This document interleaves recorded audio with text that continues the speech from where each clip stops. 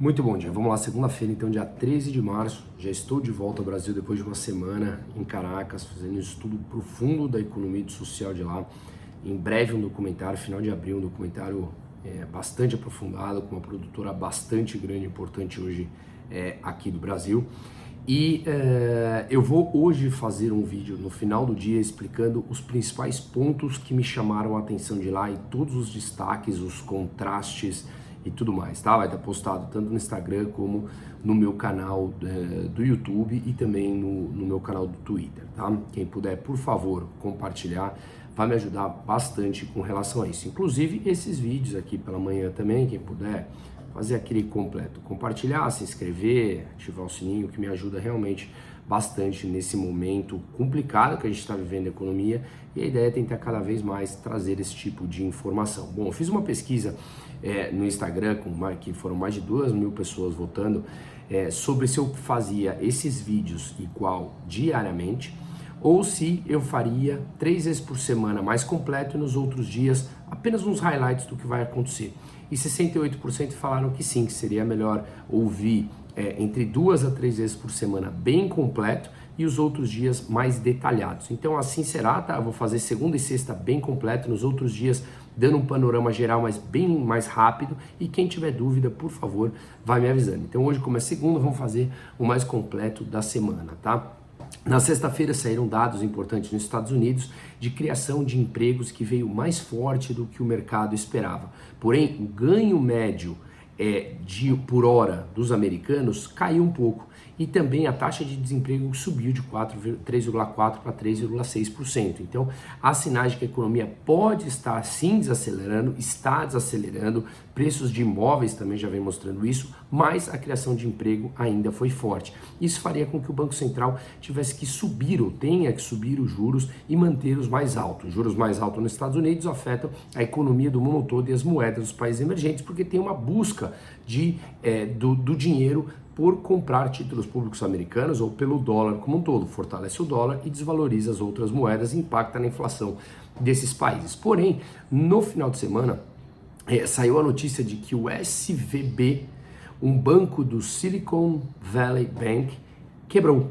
E ele tinha mais de 200 bilhões de dólares em ativos, quase 200 bilhões em depósitos, era considerado banco das startups e foi a maior quebra de instituição financeira desde 2008 nos Estados Unidos. Isso pode ser um risco sistêmico?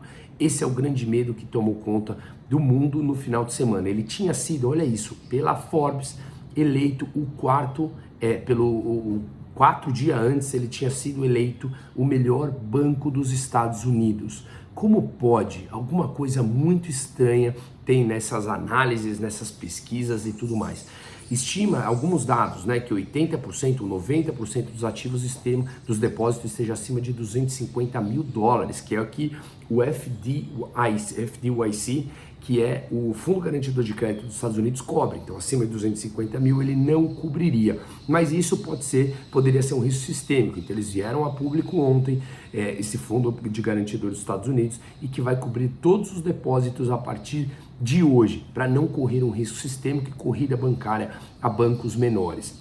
Outro ponto importante, o CEO do banco, Greg Becker, ele vendeu 3,6 milhões de dólares 2 semanas antes do banco quebrar. Será que isso pode despertar uma queda nos mercados? A Europa agora está caindo mais de 3%, Estados Unidos índices futuros também, mas lembrando que quando isso foi anunciado na sexta-feira, a Europa não surfou toda essa queda, digamos assim, Estados Unidos que é o forte, o Brasil também caiu. Ocorre que essa alta dos juros agora, ela pressiona as margens dos bancos e ela faz com que você tenha volta dos títulos públicos americanos pagando 3,5% agora ao ano, e você tem mais possibilidades de alocar o seu dinheiro com menor risco.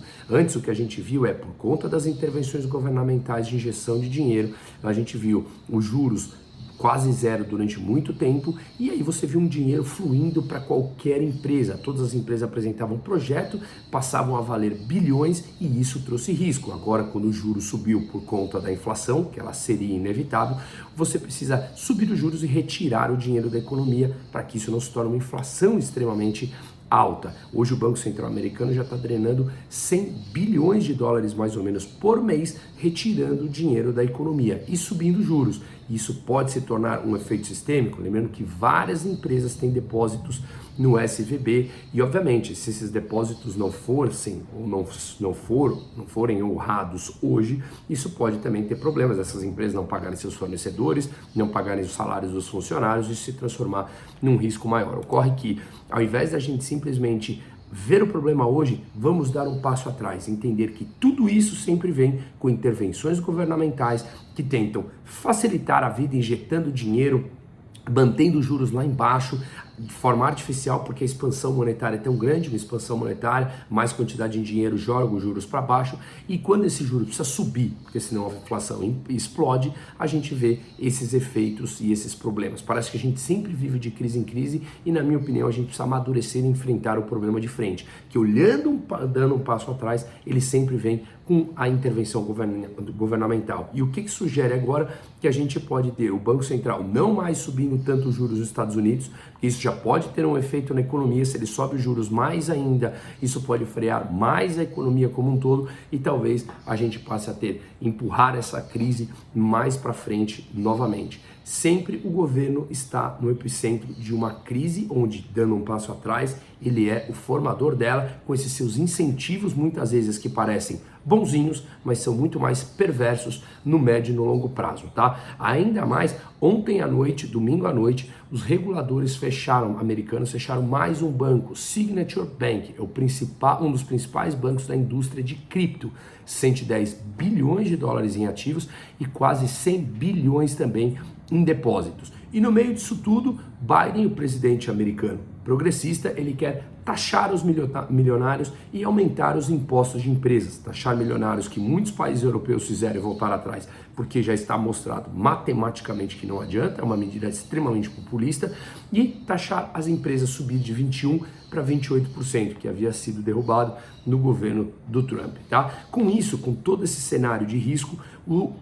os bonds, os títulos públicos americanos derreteram, porque você tem uma busca de compras, de demanda pelos títulos com aversão a risco, o valor do título sobe, os juros que ele remunera cai. Na semana passada eu falei que estava pagando quase 4%, maior nível desde 2008, e agora o que a gente vê é que caiu para 3,5% com essa aversão ao risco do mercado e as bolsas caindo forte, tá? Bom, aqui no Brasil saiu a notícia na semana passada do IPCA, o índice de inflação subiu 0,84% em fevereiro, agora olhando só serviços, o preço de serviços mais que dobrou a 1,4%. Isso mostra que talvez não tenha tanto espaço para o Banco Central derrubar a taxa de juros. Veremos adiante com os novos dados, tá? E que é esperado que essa semana seja apresentado um novo arcabouço fiscal brasileiro. Tudo indica que o governo petista e muito mais populista gaste mais. O único contrário à gastança pública foi a volta dos impostos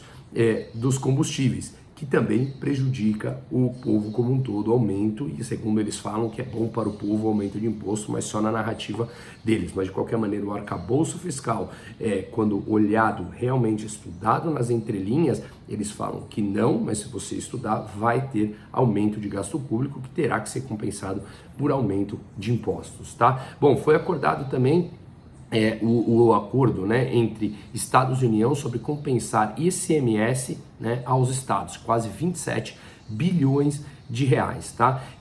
O ICMS é a principal receita dos estados brasileiros. Isso será compensado, ou seja, ao longo de alguns anos a União vai dar essa compensação aos estados. 4 bilhões já em 2023, e isso obviamente pesa nas contas públicas do governo federal com um aumento de dívida. E sem dúvida nenhuma será seguido, como eu falei, pelo aumento do gasto público. Então, atenção ao momento do Brasil, isso vale também a pensar na sua alocação do seu patrimônio. Daqui por frente a gente já está no próximo ciclo econômico que eu venho falando. Dúvidas, por favor, me fale, porque isso para levar a gente precisa pensar em oportunidades e principalmente proteção, como eu venho falando, não é de agora, é já há um tempo, por esse próximo ciclo econômico que, por fim, chegou e ele bastava entender um tempo atrás que com essa massiva intervenção de dinheiro no mundo como um todo nos últimos anos, esse momento chegaria.